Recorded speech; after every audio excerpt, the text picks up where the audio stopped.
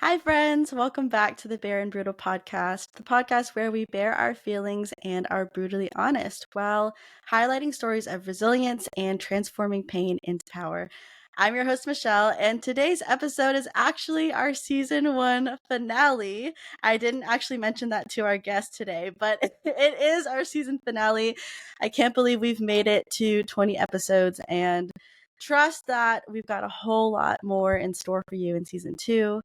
Our guest today is a Vietnamese American who has channeled his life experiences into such powerful storytelling. By day, he excels as a business consultant, but by night, he pours his heart into screenwriting. He just bravely discusses his journey through suicidal thoughts and how this dark period has led to almost a creative awakening in all aspects of his life. His screenplays, they're inspired by personal and cultural narratives, and they've not only gained recognition in competitions, but also has just sparked meaningful conversations about resilience, creativity, and all that good stuff. So please join me in welcoming our guest. Thank you so much for joining us, Antoine.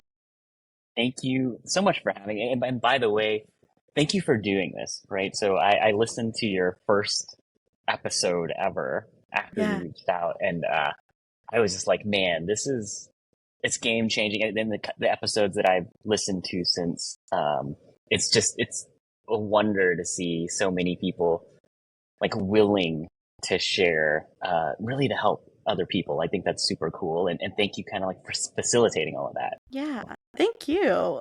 I mean, Yeah. you're the guest, but No, you're complimenting me. I always get I'm just grateful. I'm grateful that people are willing to be open and come on my platform and share their stories.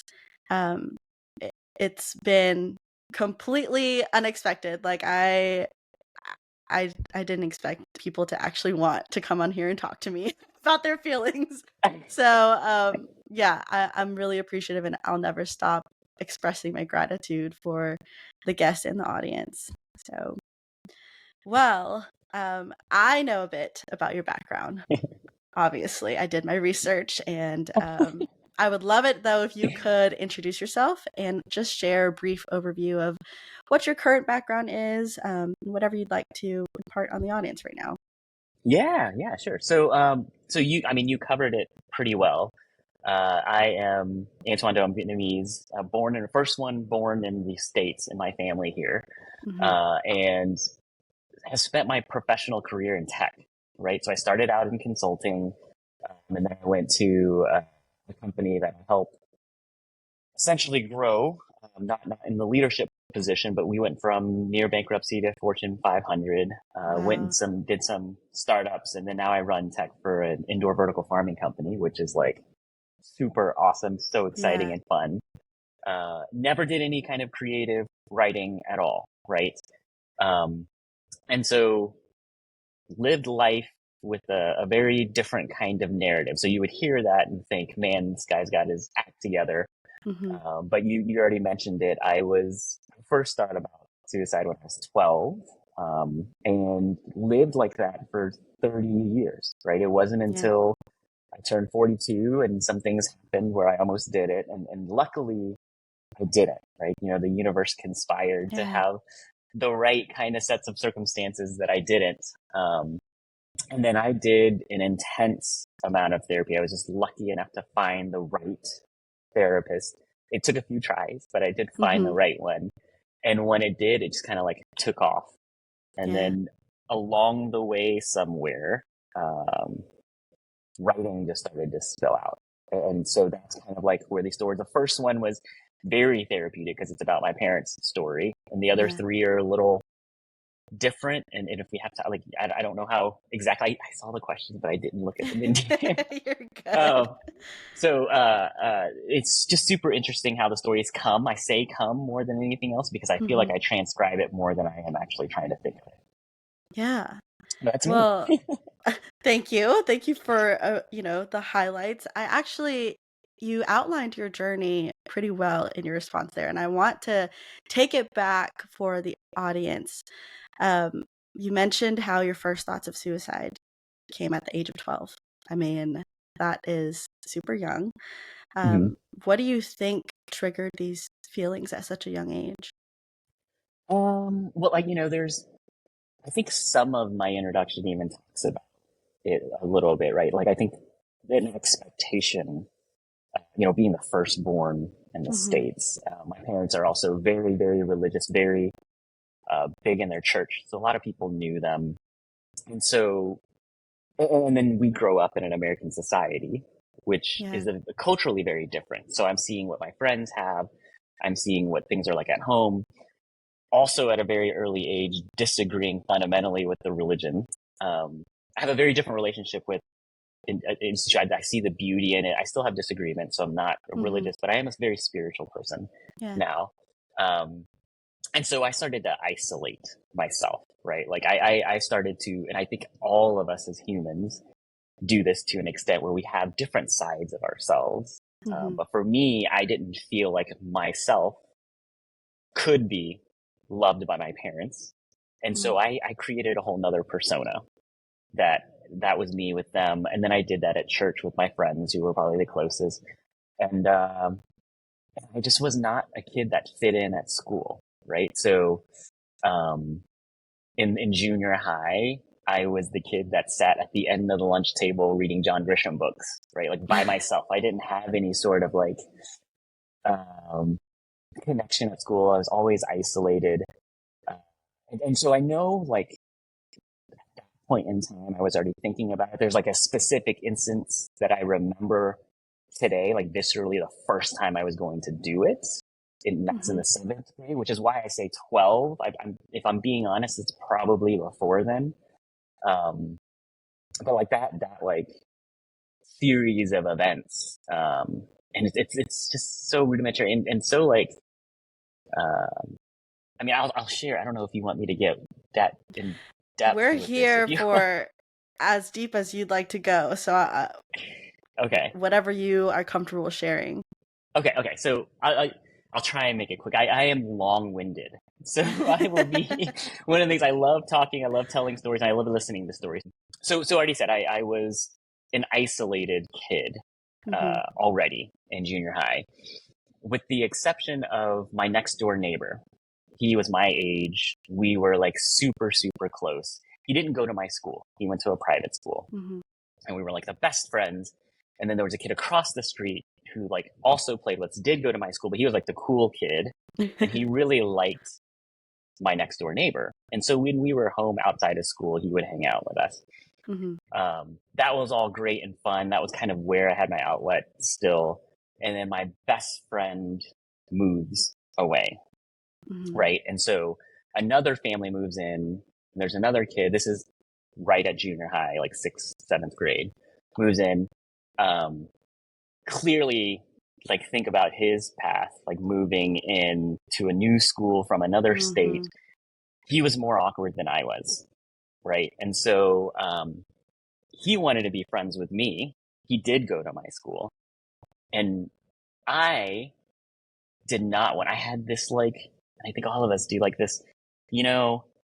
I don't want to be friends with someone who may hold me back from a social. Like maybe the popular kids Mm-hmm. will get to know me and it'll take off, which was there was no way, right? Yeah. But that was still. But so similarly outside of school, I would hang out with him. I would not really interact with him at school, and the kid across the street was like, that was it. Like didn't really hang out with us anymore. And so like Halloween comes seventh grade, and the kid next door is like, "You want to go trick or treating?" It's seventh grade, so we're already getting old for trick or Mm-hmm. treating. But I'm like, yeah, sure, it's outside of school. Like, I'm thinking it's outside of school. It's not going to be a Mm-hmm. big deal. Um, and then going to school, and then the kid across the street, he comes to me at school, and he's, "Hey, just so you know, me and my friends are going to jump him. We're going to beat him up, Oh. a trick or treat." And I'm like, I have no idea what I'm going to do. I'm not in any place to this. I can't talk to my parents about it. I can't talk to any friends about it. So Mm-hmm. I'm like, uh, maybe he's just messing around. It's not going to happen. So I'm going to go trick or treating with him anyways. Mm-hmm. Right. And so Halloween, I'm like walking out the door. My mom's like, "Aren't you too old to trick or treat anyways?" And I'm like, "Yeah, but I already told him that I go." So we go. And so I get out, we go. make it like half a block, and like the kid across the street and his friends come out and they jump him, Oh and my gosh. I sprint home. I turn and I run home. And I open the door. I'm like, you know what? You're right. I'm too old for this. Go in. Like, man.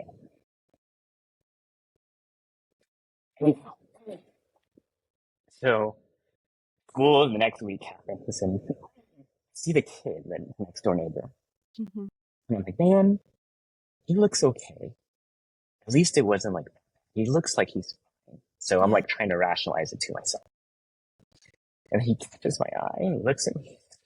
He gives me this look. How could Mm. you? And I think to myself, the one person that I don't want to be a part of his life is. And so there's no, why am I here? Right? Yeah. And so that's like the first time I like the first visceral memory of um, thinking that I am causing more harm in this world. Mm-hmm. And this is a kid that I didn't even want to interact with. Yeah. And somehow through my actions, right, I like betrayed him still. And so Yeah. that's like, that was the first one that I think of that I can viscerally remember. Mm-hmm. And that's how life went for the next 30 years. Like, and it's not like that all the time for me, luckily, Yeah. right? I speak and with this with other people too who have different variations and Mm-hmm. and I think I'm on the lucky side of this of like, it wasn't all the time. It was a lot of the time, but it Yeah. wasn't all the time. But yeah, so that's why 12 is the number that sticks. Yeah. Right? It's It's like, the how way many that minutes are we you in? And it's like bare and I brutal. know. 12 minutes in, you guys. Yeah. No, I mean that was a pivotal moment for you. Yeah. And Mm-hmm. the way that you can tell that story in such detail, and it's been 30 plus years since that Yeah. moment. No, it just shows how much that truly affected you in that time. And um It's like, I Inside Out, like the core memory. It's yes, like, this is yeah. one, not a lot of joy, right? You know they're Uh, coming out with an Inside Out this too. weekend. Yeah. Yes. Completely unrelated, but yes. Yeah. I'm really excited because they're bringing in anxiety, and I'm Oh like, my that's gosh. me in a character. Yes. Junior Okay, high, right? yes. Back to your story. Yeah. Hey, if we don't laugh about it, we're gonna cry. But here we're doing Yeah, both. exactly. So Yeah, for yeah. sure. No, I actually had a guest previously that I spoke to, and he also shared his struggles with suicide and his own attempts. And I opened up in that episode unexpectedly about my own struggles with suicide and suicidal ideation, and Mhm. I, I can think back to around that same age too, 7th grade, 8th grade. I think it's just a hard time, a hard age, It really and is. um, I sensed when you were telling me your story that there was this um, huge sense of guilt that you had, almost as if Oh, your existence in your life was like a burden to others. And I'm curious, how did you get out of that mindset? Like, oh my God. yeah, I know that's a Yeah. loaded question, but I so I think, I mean, that's my therapist in the support group, yeah, guys. And it is like, uh, I'm super careful about this now because what I realize in sharing my story, a lot of people share their stories, right? hmm And their tools. And there are an infinite amount of like therapy, mental health tools. And as right, it should be, right? What are there, like 7 billion people in this world? So there are 7 billion unique experiences. Like hmm twins, as much as they are alike, you still don't know literally everything that the other one is saying to themselves, Mm-hmm. right? And so that's got to happen. So with me, my therapist went through and like he did this thing where had us categorize all of our childhood traumas into like little golden books. Mm. Like those little golden books of like the Goldilocks and the Three Yeah. Bears or whatever. He's like, Yeah. you got to go back. I like in that instance, I had to go back and like relive that instance. I had to like Mm. this feel like I was there, like I was just like it. He had to go back and do that and like feel it all and like let all of those feelings because I did. Mm-hmm. I accepted, and that's what we're taught in society. Not, I know men, yes, but like I think Mm-hmm. in general, people are taught to keep it in and like deal Right. with it yourself. And then, so like I had to open the floodgates, like literal floodgates. Yeah. Uh, and then I had to like close it off, like come to peace with it. And then if you can, or at least for me, like not only come to peace, but like come to the fact of like I had to live through that. Like it was for me, not to Mm-hmm. me. Mm. Um, and so even though it is still there, and obviously I still have those feelings, it doesn't drive my day to day Mm-hmm. anymore. Yeah. Still recognize it logically still there, but it doesn't have the same hold. Power. Yeah. Power, yes. Yeah. Yeah. So, So you, if correct me if I'm wrong, you did not start this journey of healing and going back into these traumas and processing until you were 42, yes. correct? So, January of 2023, I wow. did. And I didn't. In 10 weeks, I did 400 hours. And it Yeah. wasn't like 400 hours with a therapist. I did this at night on my own most of the time, the hours. He made me join a support group, which Mm-hmm. was essentially a bunch of other therapists. Human connections, right? Like every single guy, and these guys are like they live across the world. And Mm-hmm. so most of them, I don't know what they look like. We have a Wow. group chat, we share on calls, and then we will reach out to each other through Skype, Yeah. essentially. And then we just kind of talk about like, hey, the therapy, he's saying, do it this way. So like the thing I did next after the golden books was like these letters. And so I Mm-hmm. couldn't get it quite right. And I like put it in the chat and one of the guys reaches out and he goes, you know, I do it this way. And then when he told me that, I'm like, oh, that clicked. Again, like the tools are different Mm-hmm. for everybody. And so then I went, so what my therapist did was he kind of helped me with the game plan. He's like, hey, look, Mm. you're categorizing your trauma. Like I helped you figure out a couple. You kind of know, go do it now on your own. Yeah. Here are some of these tools. There's 3 or 4. Try to find the right ones that fit. Use the guys, help you go do it. Right. And so I would meet with him for an hour a week, 2 hours a week. He's coming out of retirement. He's also Mm-hmm. kind of help me and then go back. So it's sitting on the Yeah. lake, right? But then like I did it every single night Mm-hmm. for 10 weeks for 8 hours. Right. So 400 hours is actually conservative. But like once I got 1 or 2, I felt it was like step changes. I'm like, Mm-hmm. oh my gosh, it feels, and so it was kind of like addiction in a different manner. Yeah. And I couldn't stop. And I just kept like going and going. And I actually did talk with David, one of your Mm-hmm. previous guests. Yeah. And I'm like, it's, but I still do it today. Like the golden books, I still use that concept Mm-hmm. for everything in life, not just from childhood, things that happened 3 days ago, because Mm. we got to do it over and over again. He's like, and he Yeah. said something like the ing is an act of doing. It doesn't, Mm. you got to keep Mm-hmm. doing it. And I'm like, oh my gosh, David, you're totally right. I'm going to steal that line from you, but I will credit you every time. Right. Um, Yeah. No, I, yeah. I, one, I love that you connected with a previous guest. That brings Mm-hmm. me so much joy to hear that you got to talk with him.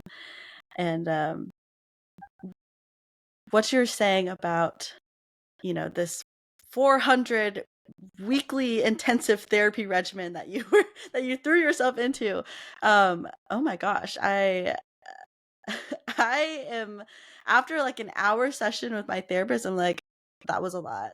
I Yeah, don't know if I can go back into that. So envisioning you doing that, that's crazy. I commend you. And obviously you're here now, and it was addiction in a way that was healing instead of damaging.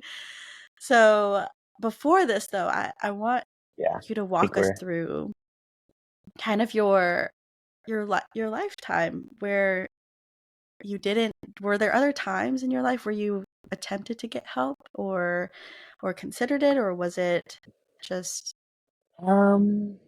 So I think I always knew on a level that I should get help. mhm, Um, but one, I always rationalized it out. So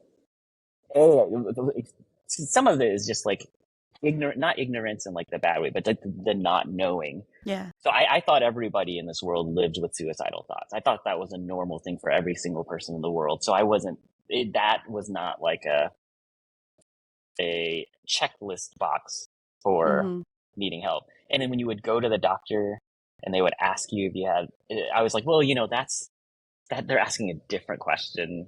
And then honestly, to be like, I didn't want to go through the hoopla, right? Like, I knew that that was going to come with a lot of stuff. I knew that if I did that, that my parents would ask questions, and I knew I mhm, did not want to deal with that, right? yeah, Um, and so that's one thing. And then in the world that I grew up in the 90s, 80s, and 90s, mhm, people just didn't talk about. I think there's still a stigma in society today, but like back then, right, I'm sure even before, like time has made it better, and grew up in yes, a time where it was not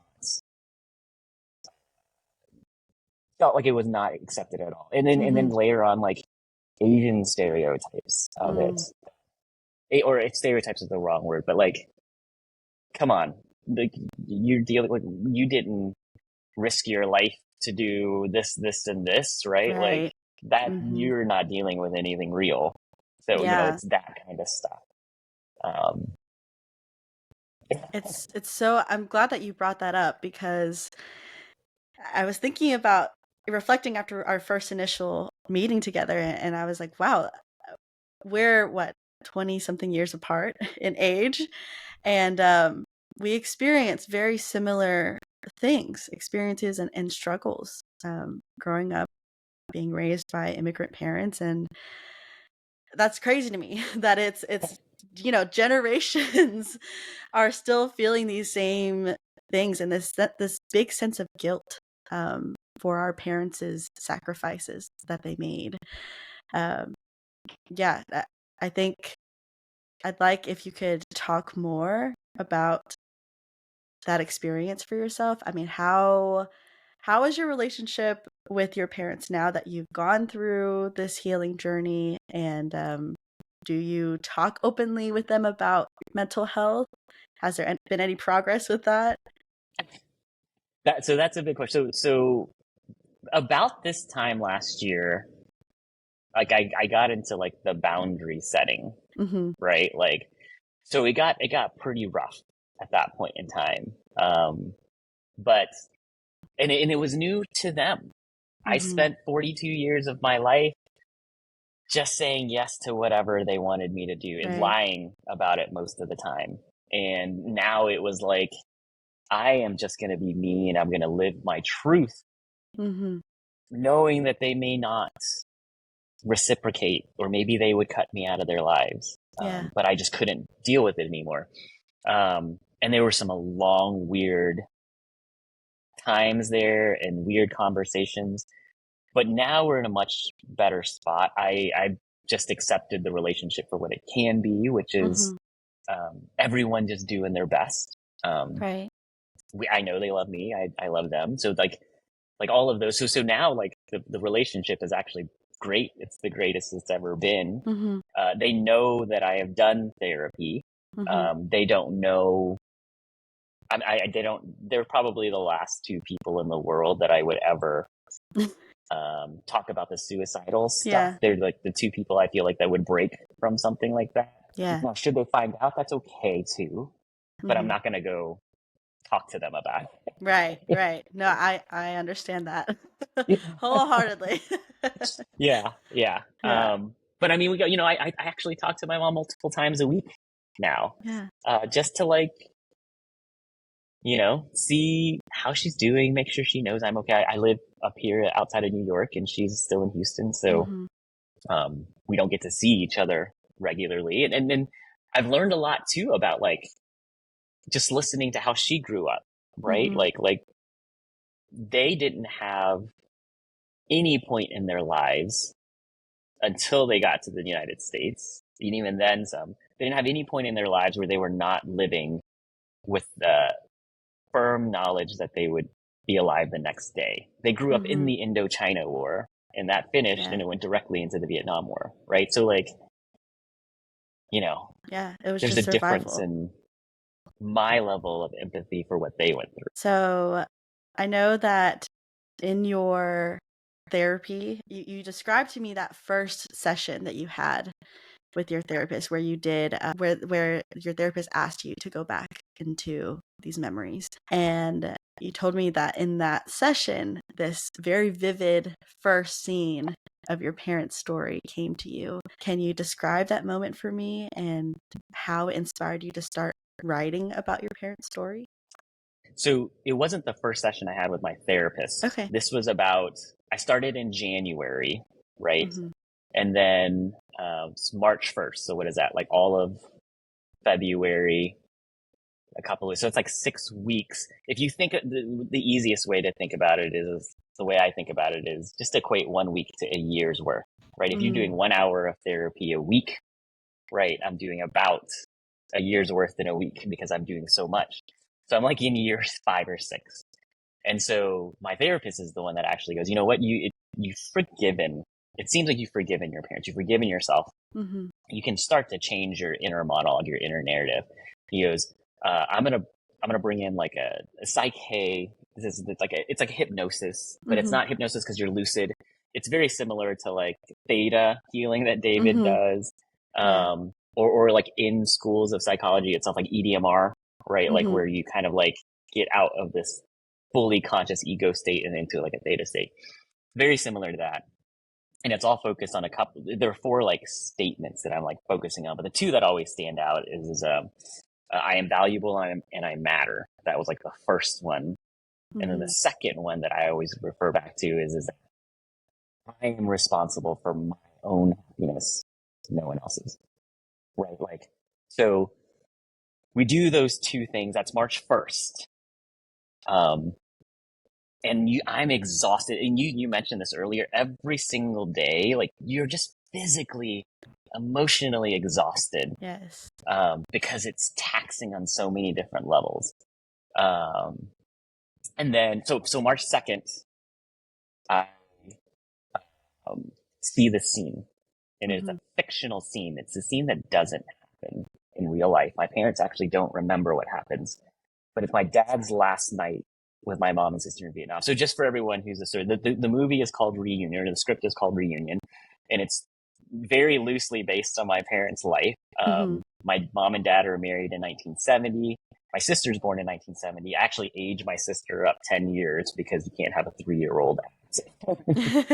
uh, and so my dad gets a scholarship to come to the States. He's going to go study economics, come back, and like help faction government for a unified democratic Vietnam. And so in 1973, he leaves. And then Fall of Saigon happens in 1975. He's like a month away from going back to Vietnam. Mm-hmm. Fall of Saigon happens April 30th. My mom and sister get stuck. Yeah. They totally lose contact. They don't know what happens to each other. And then in 78, my mom and sister sneak out on bottom fishing boats that are Mm-hmm. reunited at JFK. On June 16th, by the way, we're like days away from the anniversary of the reunion. And I'm born in 80. And so I always said I wanted to write that book, but I could never. Now I realize it was all of the other emotional stuff Yeah. that kept me from writing. But anyhow, this scene pops into my head, super clear. I see it, and it's my dad's last night before he leaves. When he leaves, he's only thinking he's going for a year and a half, 2 years max, not knowing that it's gonna be 5 years. Right. And I like sat there as a dad, thinking about what it would be like to say goodbye to your kid, Mm. and then say goodbye to your spouse for that amount of time. And so it like pops. And I'm not a writer. I'm not a screenwriter, but I'm just like, I feel like I should write it down. So I write it down. And in the next 14 days, all of these scenes come. Most of it doesn't happen in real life. And I just type, and it's horrible. It's so bad.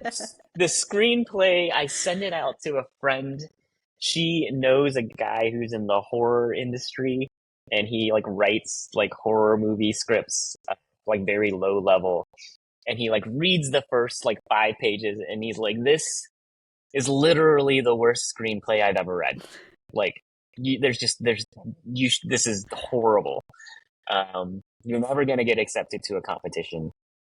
And I'm like, whatever. But then he rewrote one scene Mm-hmm. for me, and I realized it was like the mechanics of it. It wasn't the story.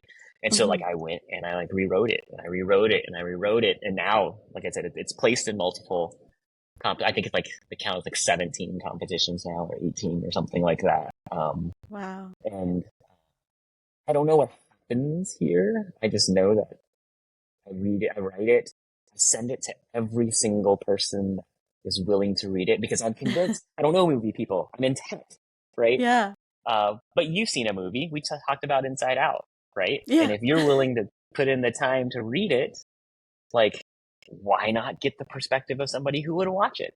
And so Yeah. I've sent that one out to like over 200 people, Wow. and have gotten incredible feedback. I'm on draft 28 right now of that script, Wow.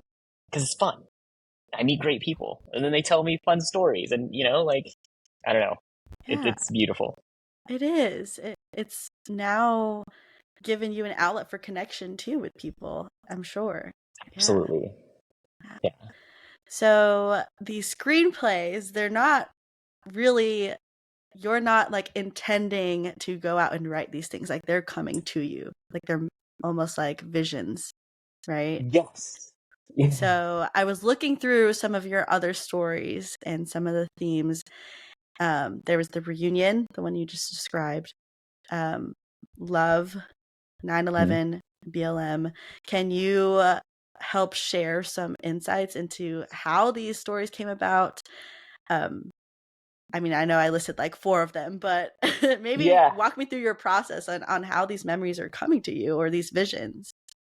Yeah. I think it's interesting that you say it's memory. Because I don't know if so basically what I talked about reunion, that's what happens with the other ones. So there's 4 that are finished. There's 13 more that I have like in my phone notes app, Yeah. right? That I'm trying to like find time to write. But usually what happens is like circumstances in life lead me to different places. Mm-hmm. And then like one super clear scene, I just see it. And usually my first reaction is like, I'm not the guy to write this. I don't really have a 9/11 story. I'm not super, I mean, I am from a societal perspective with BLM, but I'm like, I don't have super, like, but there's like one scene. Mm-hmm. And then usually I end up like just asking like, what is going on? So in 9/11, for instance, and they're not real. They're like fictionalized against real things. So Yeah. 9/11, there's the scene. I wake up that morning of June 5th, and I see a scene of an Arab American man, like true on American man, like colloquial English, born and raised. He's in the tower. He's a trader. He's in the tower, and it's already been hit. Everybody on the trade floor knows they're gonna die, and he is like the calmest individual I've ever seen. And he's on his phone. Mm-hmm. But he's not being calm for himself. He's trying to calm down the person on the other end of the phone. That's all I see. And I'm like, Why would he be calm? It doesn't make any sense to me. And I start to have like a conversation. This is what I think, like with the universe, just call it that, right? Like Mm-hmm. God, like whatever you call it. I'm like, so what is going on? Why is he so calm? Like, I'm like looking around the room. Everyone is freaking out as they should. I know I would be freaking out. Mm-hmm. He is like the calmest individual in the world. That night, like the whole storyline of the movie is like, there you go. And like I sit down and there's this thing when you write a screenplay where when you first introduce a character, you write their name in all caps, and a speaking character, you write their name in all Mm-hmm. caps, right? And then you like tell the age and you give like 3 phrases of what they are. And so Mm-hmm. the first character I introduced in the screenplay is his wife, and her name's Isabel. And I type ISO, and I immediately bawl. So I know what happens. Yes. Yeah. But I do because I don't know. I just feel like I should. Yeah. And then I send it out. And then I get feedback and it comes back. Same thing with BLM. Same thing with love. There's just one scene. And it's Mm-hmm. usually a super painful scene. Yeah. And then it's almost like I can't not. Like Yeah. usually it is like BLM when at first I had so many self doubts of like you are not the person to tell this story. Mm-hmm. Like how could I be as an Asian? Yeah. Like how could you be this? And then it's almost like everything in the world keeps slamming. Like I kept running into like things in this world that would like be in front of my face. Mm-hmm. And until I like sat down, that one took a long time. A lot of these first drafts I've done in like 14 days, 11 days. That one took me forever because every single time I sat down, it broke my heart. Mm-hmm. And but it's like there's no resolution in that. There's a in BLM there's a resolution between the characters, but there's no societal resolution because we don't have a societal resolution, right? I'm not gonna pontificate on how to solve the situation. Yeah. The whole point of that one is just we gotta start talking to each other with empathy, so the families get resolved, but the question is open at the end. Yeah. I haven't Well, posted about that one if at all. well, I think that one, it's obvious how this is such an emotional process for you every time you sit down and write these things. But for me, when I read your screenplays, I see that there's this beauty in the brokenness of life in these scenes because it's real. I mean, they're fictional, right? But these are Yeah. very real experiences that people have gone through or felt, and I think that's why you have received so much praise and feedback from people because they can see themselves in it, they can resonate. And I know your intention was not necessarily to bring this message out for people, but I wonder, now that you've received this feedback from people and seen the impact that it can make, do you have hopes for future ways that you can impact others through your stories and your screenplays? Yeah. I mean, I personally believe that they'll get made at some point in time. Mm-hmm. I will just kind of trust the universe or the world and God, whatever, in the fact that it will just happen when it's meant to happen. In the meantime, I love it.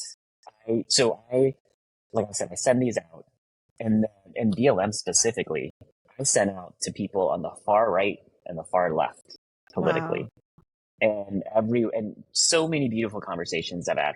Everyone's like, okay, yes, that's a story that all resonates with us. But then like what I didn't expect is a lot of these conversations that I have with people who are strangers when I first meet them. Mm-hmm. We talk about it, and so many times they're like, it helped me process something. One person said it's after reading the BLM, she goes like, "It's the first time I've spoken to my husband about this topic in depth, like the first time." Or like Wow. the nine, like one woman, she's like, I read that script 3 times last week. I don't know why. It just helps. Another guy said, I don't think our generation ever really processed 9/11. We just like went into fear and like, so something about just what I'm doing today seems to help, I think, people as they read it. And so I talk with them, we share, we laugh, we cry. It's beautiful. Yeah. And then we come out for it better. And sometimes we will disagree on every single topic item. And Hmm. yet, at the end of the conversation, like we love each other more for it. Yeah. And it's so different than discourse in general society today, where if you Hmm. disagree on one thing, it's always like, let's get the pitchforks out. You're evil. And yet, like, there's one person I spoke with after the BLM one. Like, we go down the checklist. He is opposite of every core belief that I have when it Hmm. comes to guns rights, because we are a conversation straight. And somehow we like enjoyed the conversation, and Wow. like we still talk regularly now. Um, I love that. And so if they don't ever get made, I will keep doing this because this is it's fueling, and Yeah. I feel like I'm making an impact on a very small subject, but I also believe that like the stories aren't coming from here; they come from somewhere out there, Hmm. and so why would it hold anything back? So like it'll, who knows? I'll leave it out to what happens and trust that it will, and if not, it's okay. Hmm. But it just feels like it will, right? Yeah. So I'll keep doing it. No, I please keep doing it. It's so important what you're doing. And also though, the way that you speak openly about your experiences, I think provides a model for people like, oh, someone that looks like him who seems like he's all put together and he's got it all is living his truth. You're living your truth and you're being vulnerable and open about really tough stuff. And I want to go back to that though. I know your platform isn't necessarily highlighting, your struggles with suicide, and it's not meant for, for you to be this like consulting almost. But I would like to know, is there a message that you would like to share with others who might be experiencing similar struggles? So that's super interesting to me that you asked that question, and I didn't even see it because I actually think that is my core purpose, is Yeah. to tell that story, and because none of this other stuff in this world happens, my new world happens, if I didn't actually go get help. And Yeah. so, like, my Instagram, I think is just as, it's more my story Mm-hmm. than the movies, right? Like, it's both. Mm-hmm. Um, but it is, I don't know, it's more that. And it's kind of interesting because I write so many of those posts with the message being to myself. Does that make sense? So like I write it to the 28-year-old me who was going to do it because of X, X, and X. That Mm-hmm. was another very, very hard time for me, and the right people kind of came into my life right at the right time to keep me from doing it. So I write those posts. I write that sort of stuff to that version of me, Mm-hmm. um, because, and that's the only way to, I think, really be truthful and to myself on Yeah. it.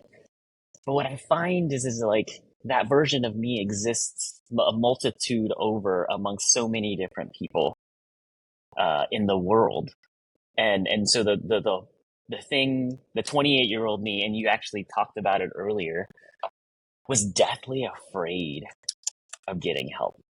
Like because that version of me, let's say I did, that version of me was so scared that if I opened that door, what if I open that door and it's so painful and I Mm-hmm. come out and I still feel the same way?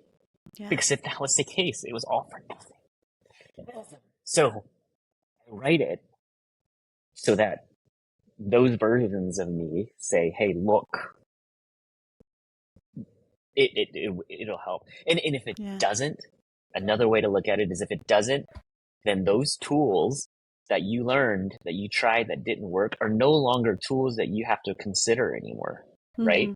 Go find other ones. Um, but so my purpose, you cut kind of like pain to power or purpose, like, Yeah. is really, if you think that way, just take one step and go try and figure out your journey on how you're Yeah. gonna work through this. Because like I said, everyone's unique in their instance. My journey is not your journey.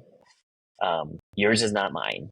Uh, but I'm willing to bet that if you take a step towards it, you'll feel a little better. And maybe at some point in time, um, you know, you may not care about whether or not, because I know I lived in that for a long time of like, I know it's not going to matter to anybody if I die.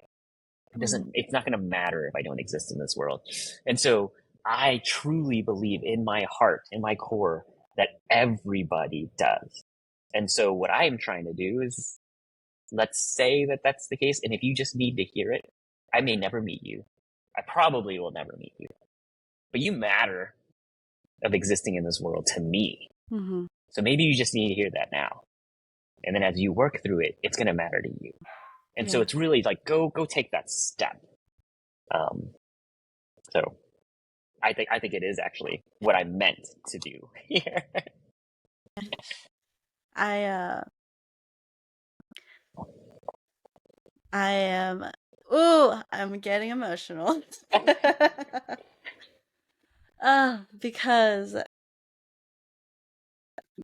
I just I remember feeling, you know, exactly what your I know that message was to whoever's listening, but I really was listening for myself because man, I just wish that I had someone like you at that time when I was not wanting to be on this earth anymore, and that's important.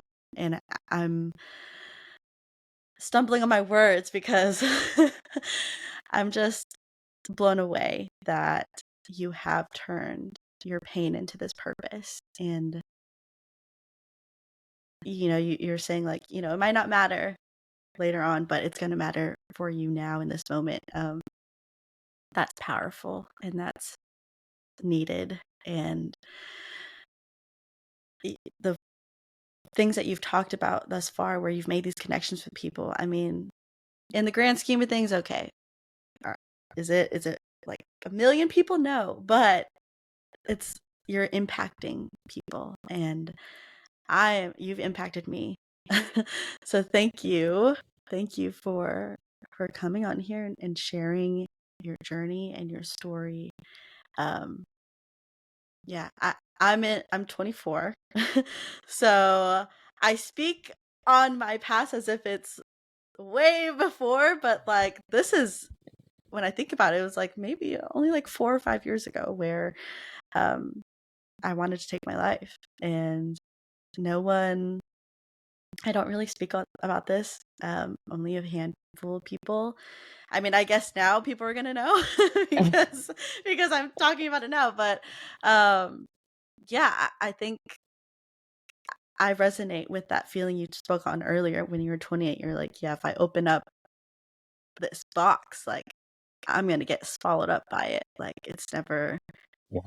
I can't come back from this. And just acknowledging like these thoughts is really scary. Like it makes it real. And um, I remember thinking at that time, like I can't tell anyone about these things because it's too much. Like this is scary for someone else to handle this. Like I can't even handle it myself. Yeah. So no, I thank you. Thank you Well, for thank you. I thank you for sharing that, by the way. yeah, Like, it's hard. It's yeah. super hard. By the way, you're doing much better than the first time I shared it. Oh my gosh, the first few times I shared it, I should not like one of my best friends. He says this over and over, and I quote it probably way more than he says. Like, crying comes with every emotion if you let it, right? And so I obviously, no, I don't hold it back anymore. Hmm. And I know it makes some people uncomfortable, but sometimes people need to see a man crying in the middle of public, Yes. right? Yeah. So, but anyhow, all the way around to say thank you, like just listening to the ones that you've already done. I haven't listened to them all, and but I will like go through them. Hmm. Um, I think it's special what you're doing because you've got this too, and everybody who is on so far that I listened to really does just want to make the world a better place, as far as I can Yeah. tell.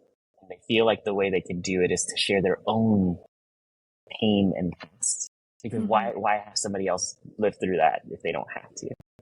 Um, so Yeah. thank you for doing that, and thank you for asking me to come on. I love it. Well, we are forever going to be connected now. For sure. Uh, yeah, this is totally off topic though, but I'm curious, do you have open conversations like this with your children? Um, I don't know, like not exactly like this. So they're, Hmm. I'm still a parent. They know that I was suicidal. They know I've done a lot of therapy work. They Hmm. know that is a constant work.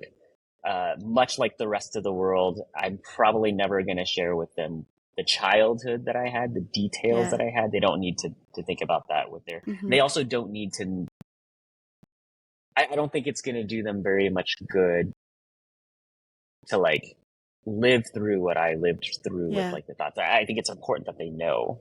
Hmm. Um, and I think it's an important that they can always know that they can come to me with Right. anything, so that I'm so open with sharing it that they come. So I don't talk to them about in this manner, but Hmm. everything that I said today, like they know it. I may have Yeah. brought it up once in random like things like that, but it's not like, okay, let's sit down, let's talk. Yeah. It's just like, hey, this is what Dad went Yeah. through, right? Yeah. And now let's go get you to school on time. Yeah. Right? I just asked that because I think about my mom, my parents, your parents, and how we didn't really get that growing up. Yeah, We didn't get parents who would talk about these things openly and be an open line of communication. So no, I think that's beautiful that we are healing yeah. the generations, and I hope that we can continue that. Um, so We will. No yeah. hope. I mean, hope is a very important part, but that's what you're Yes. doing. Like that Yeah. is what you're doing, right? So we are. Yeah.